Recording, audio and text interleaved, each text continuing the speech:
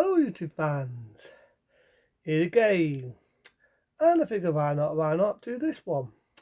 Ghoulies goes to college, or Ghoulies Fee. That's right, the third one in the films, that being the third Ghoulies film. Now, it's a mixed bag, this one. Mixed bag. And for people who don't know what the fuck I mean, is it a ran, is it a review, is it a bid ran? I say it's a step down from that one.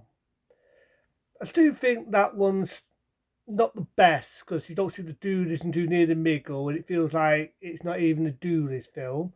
Doolies 2, I love. It's a fun ride, and it definitely is a step up. It is more of a Doolies film. This one, there's very rarely that many Doolies in it, and again, but I'll give it its due. There's bits where this feels like what would happen. Remember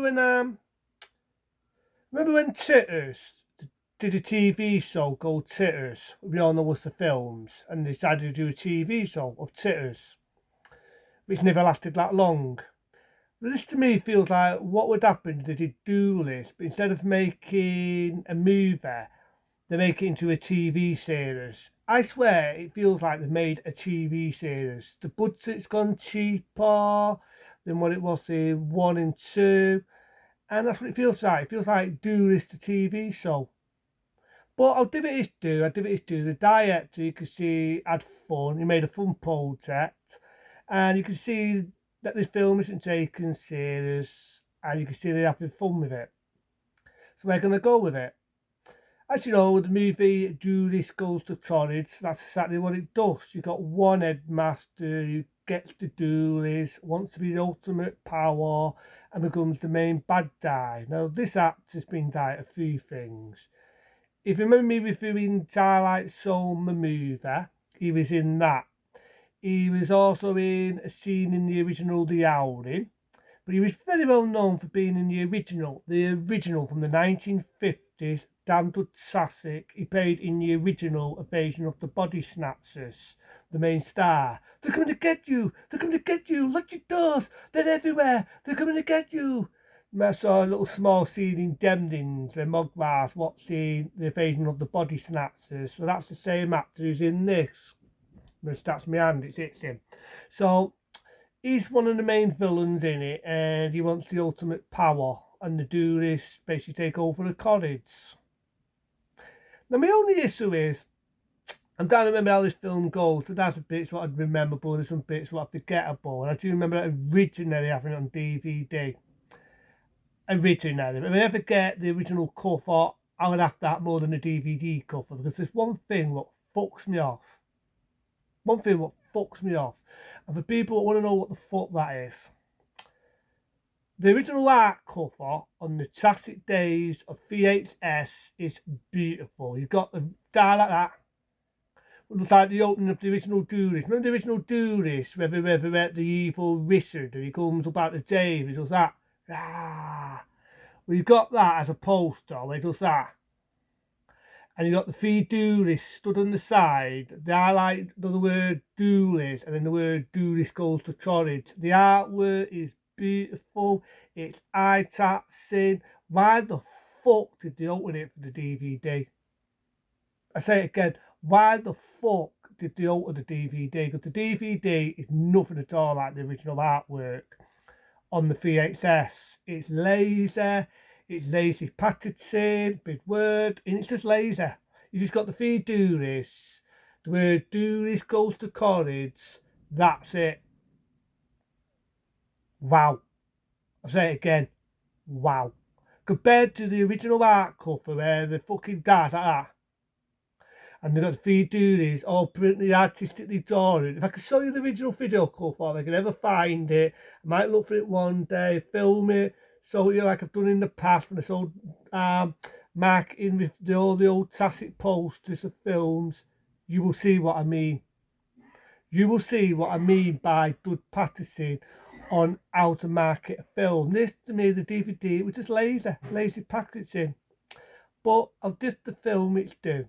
I do it its due. This one's bitty balls there. Again, you have to look to see a lot of tits. You do have to look to see a lot of nudity there. The film doesn't hold back in that. It does have a few good cool death scenes in the film. We're going to go with that. Well, there's a scene where you got one girl, she's in the shower day. I miss them golden days. You get to see tits, you get to see nudity. And one of the dudes gets this girl, again, it's not taken serious.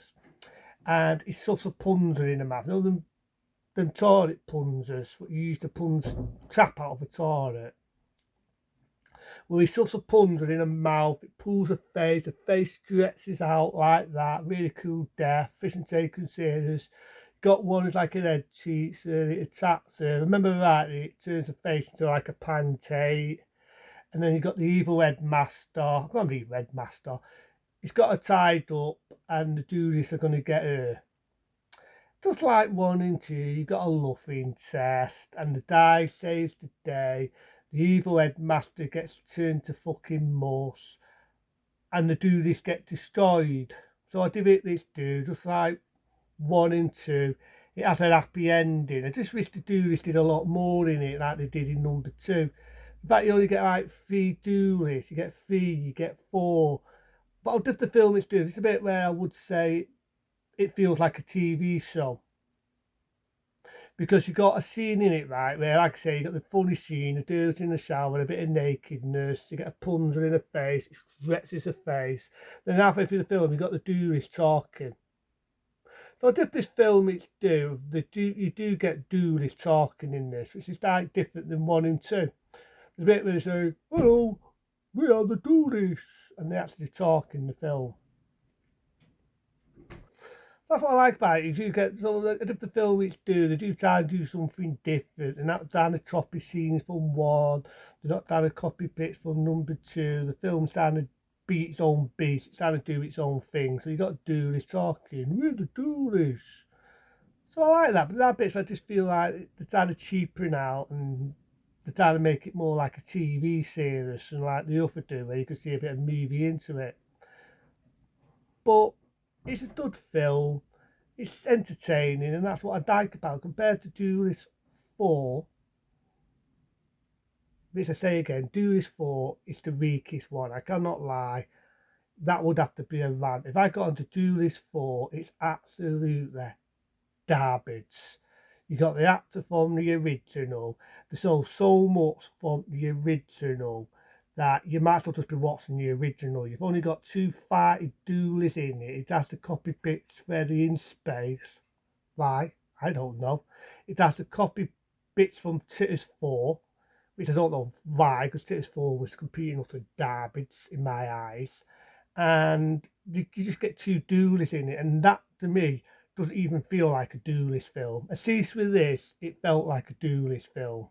That's why I can't rant on it, but compared to number 2, which I thought was the best out of them all, I'm not really mad on this one, but I can't rant on it because it does have some entertainment bits in it. You get nudity, you get a cool death, you got the headmaster, you've got duelists attacking people, the duelists talking this. That definitely makes it different than the other ones. You get a few different duelists in it. So, you know what I mean? You can see they had fun with this film. You can definitely see it's a wacky film. So, yeah, probably one of the road one day. I'll probably get it again.